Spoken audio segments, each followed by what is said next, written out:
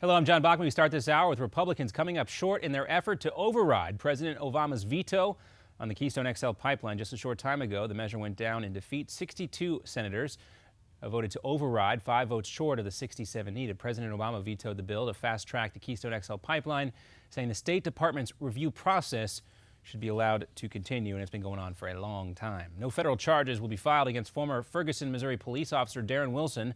The Justice Department has announced it will not prosecute Wilson for last year's racially charged shooting death of an unarmed teenager named Michael Brown. Federal officials say they don't have any evidence to disprove that Wilson feared for his own safety, and they also say there's not any evidence to prove that Michael Brown had his hands up when he was shot. A state grand jury also decided not to indict Wilson.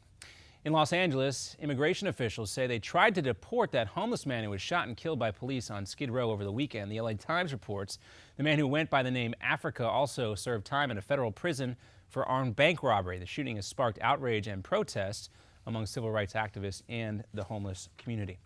Prosecutors are now presenting their case in the Boston Marathon bombing trial. Jurors this afternoon were shown a video of the first bomb blast near the finish line. The video shows a huge plume of smoke and then police officers running towards that explosion. 3 people were killed in the April 2013 terror attack. Hundreds more were injured, including some who lost limbs. In the opening statements for the defense, a defense lawyer admitted that her client, Dzhokhar Tsarnaev, participated in the attacks, admitting his guilt there, calling the bombing senseless.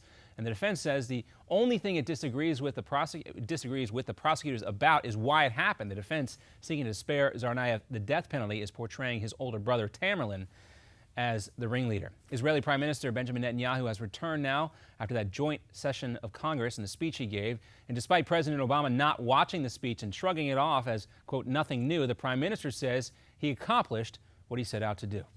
I returned to Israel knowing that Israel's concerns regarding the impending deal with Iran are better understood, that the deal currently on the table is deeply flawed.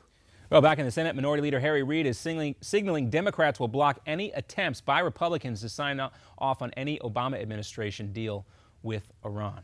Well, the Supreme Court appears divided at this point as justices hear the latest challenge to Obamacare. The High Court is weighing that challenge. From 34 states, they say that the tax credits or subsidies used to pay for the health care plan are illegal. The justices raise questions about the positive, negative impacts to the states if they're thrown out.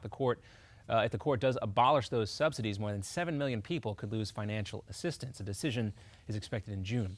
And a big change is coming at your local McDonald's to the chicken there anyway. The Golden Arches says it will stop buying chicken raised on antibiotics within 2 years. Some say it's a step in the right direction. Another Newsmax Now update for you in 30 minutes.